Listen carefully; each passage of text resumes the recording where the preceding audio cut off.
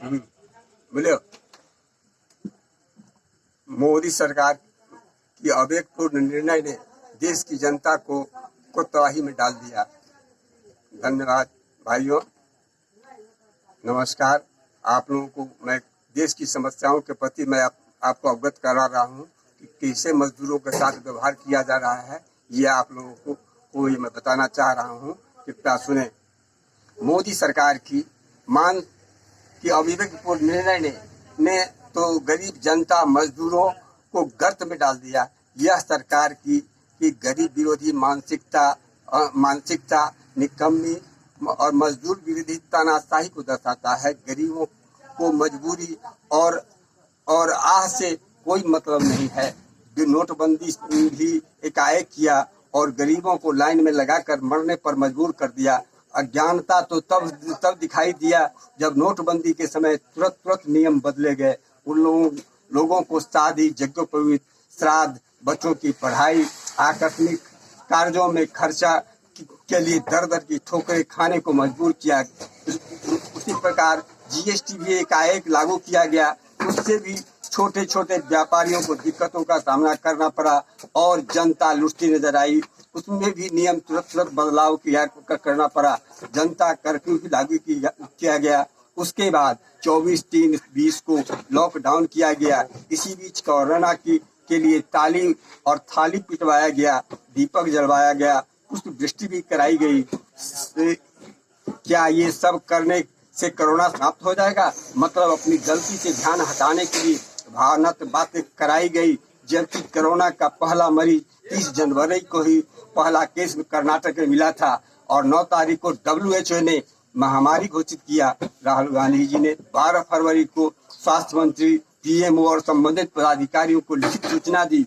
बदले में ये बीजेपी के नेताओं द्वारा राहुल गांधी का मजाक उड़ाया गया। ये इसलिए कराया कि इन्हें नमस्ते ट्रंप कार्यक्रम करना था। उस कार्यक्रम में लाखों लोगों को इकट्ठा कराया गया। इतना ही नहीं, गरीबों की झोपड़ी को दीवार से ढकने की कोशिश की गई, जिससे इनके मित्र झोपड़ी को नहीं देख सके। मतलब ये सबूत नष्ट करने वाले लोग गरीबों के हाल को झांपते नजर आए।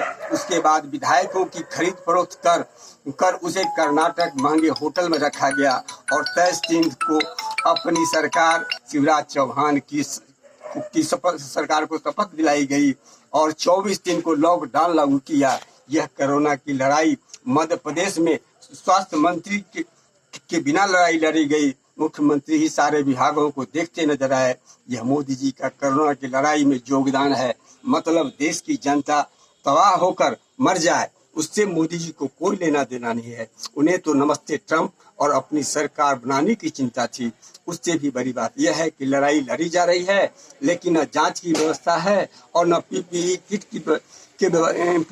ही उपलब्ध था, जिसके कारण कितने डॉक्टरों, नर्सों, पुलिस पदाधिकारियों, सैनिकों को अपनी जान गंवानी पड़ी और संक्रमित हो रहे हैं। लेकिन मोदी जी द्वारा यह कहा जाता है कि 4 लाख किट रोज बन रहा है। मोदी जी, जब आप इतने मास्क और किट बनाए जा रहे हैं तो चाइना से 2 नंबर का क्यों मंगाया गया? क्या उसमें अभी आपके मित्रों द्वारा लूट मचाई गई और यह बीजेपी शासित राज्यों में ही हुई। हिमाचल में आपके अध्यक्ष इस्तीफा देते नजर आए, लेकिन आपकी जुबान खुली और न जांच कराई गई। मोदी सरकार लाश की राजनीति करती है। सबसे घृणित तो है इसमें हिंदू मुस्लिम कराने की कोशिश की गई, जिससे ध्रुवीकरण हो सके और यह सब बीजेपी आरएसएस के बड़बोलेपन नेताओं द्वारा नफरत और विद्वेष फैलाई गई और मोदी सरकार की रखेल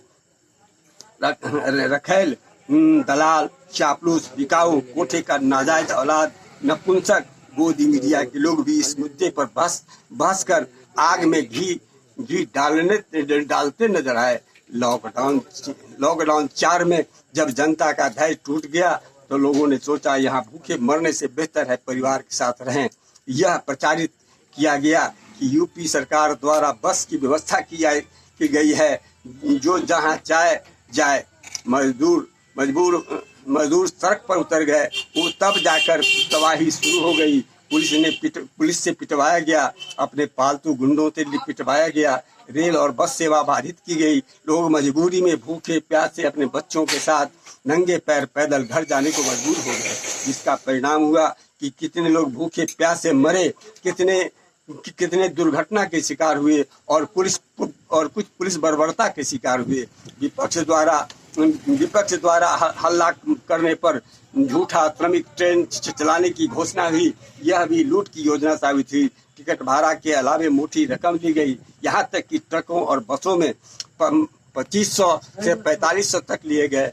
और बेहयापन देखें कि उसे पैसा ले लिया गया, लेकिन बीच रास्ते में उतार देगा। उससे भी घृणित तो यह है कि बेशर्म रेल मंत्री द्वारा कहा जाता है कि मजदूरों का पैसा नहीं दिया जाएगा, लेकिन रेल प्रशासन सरकार के इशारे पर गंतव्य स्थान के बदले अन्यत्र ले जाया गया। गोवा के बदले बलिया यूपी ले जाना था, चला गया नागपुर। गोरखपुर जाने वाले को उड़ीसा भेज दिया गया, यानी पहुंचाने में 36 से 48 घंटे के बदले 4, 5 या 9 दिन लगवाया गया। आखिर यह किसकी लापरवाही से हुई? इसके लिए कौन जिम्मेदार है? रेल मंत्री को थोड़ी भी शर्म नहीं होती है कि काश ये बीजेपी नेताओं के परिवार के साथ ऐसा होता तो दर्द महसूस होता। मोदी सरकार की मांग है कि प्रवासी मजदूरों को 10,000 और नगद और 75 रुपया प्रति माह 6 महीने तक दिया जाए, और मंझोले व्यवसायियों और फैक्ट्री वालों को भी सुविधा दी जाए। उसको कर्ज नहीं दिया जाए। किसानों को प्रोत्साहन राशि दी जाए। मजदूरों को निःशुल्क भोजन और भेजने की व्यवस्था की जाए।